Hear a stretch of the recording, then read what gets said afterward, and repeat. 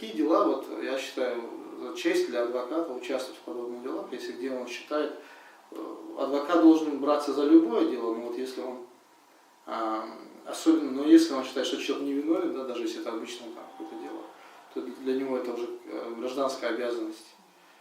А если он считает, что человек не просто невиновен, а там страдает за благое дело там, или страдает за какие-то свои убеждения, при этом он никому реального вреда не причинил, а я считаю, что ни Зарифа, ни другие лидеры, так называемые, Зариф это себя лидером не считает, они никому никакого вреда не причинили. А вред, который был причинен сотрудникам полиции, он был причинен не по их вине, а по чьей вине, это надо еще выяснять, но точно не по их вине. То, в чем их обвиняют, мы с этим не просто не согласны, мы считаем, что это обвинение какое-то чрезмерно даже циничное. Следствие очень любит такое слово, выражение цинично и демонстративно. Мы считаем, сейчас их цинично и демонстративно фабрикуют против них дела. Вот это как раз таки, это с другой стороны оно есть.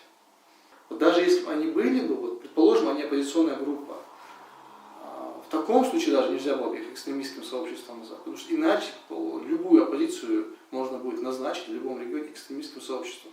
Потому что их обвинять в чем? Вы создали группу для того, чтобы вот, в том числе несанкционированные митинги людей сзывать. Но у нас есть 31 статья Конституции, где сказано, что у нас право на митинг. А все остальные законы, которые там конкретизируют и ограничивают это право, это как посмотреть еще. А Конституция это закон прямого действия. То есть что это такое? Я как гражданин я могу взять ее и просто ею руководствоваться. Я это говорю как специалист, как юрист. Кто-то так по-другому считает, но я считаю, что он не прав. Если закон мне говорит, ты можешь собираться, значит ты можешь и призывать. Если только ты не призываешь на какое-то вооруженное восстание. И, соответственно, если какая-то оппозиционная группа призывает на несоциальный митинг, и за это их объявляют экстремистским сообществом, это очень кривая дорожка. Потому что завтра любого человека, кем угодно. Поэтому я считаю, что это дело очень опасное в том плане для гражданского общества как института. Вообще, конечно, их должны были признать невиновными, но на это сложно надеяться в стране, где 99,98 обвинительных приговоров. Поэтому мы надеемся хотя бы, что будет какой-то адекватный приговор. А если о самой Зарифе, сложно, конечно, оценивать человека, но я ее видел в разных обстоятельствах. Она человек, я считаю, сама она себя, например, лидером протеста не считает. Ну и по сути она говорит, то, что нам предъявляют, говорит, это вообще, опять же, такое слово, повторюсь, цинизм. Почему? Потому что они знают, что мы наоборот, мы были за законность, мы требовали, чтобы законы исполнялись, чтобы решение Конституционного суда Республики Ингушетия, и она, и сотни рядовых граждан, даже тысячи там были.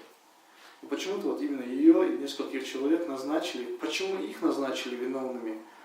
Мне иногда кажется просто потому, что их имена звучали в этот период, и все.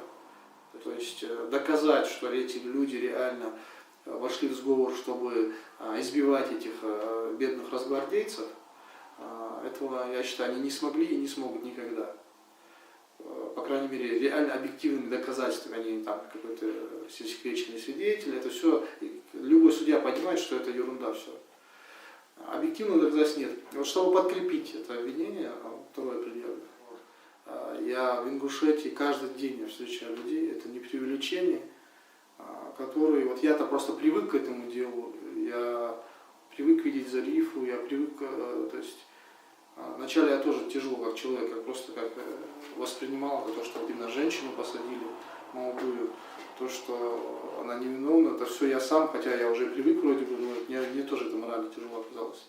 А потом я привык, но я каждый день встречаю людей, которые они говорят, как это так, почему, как мы можем помочь? Это обычные жители.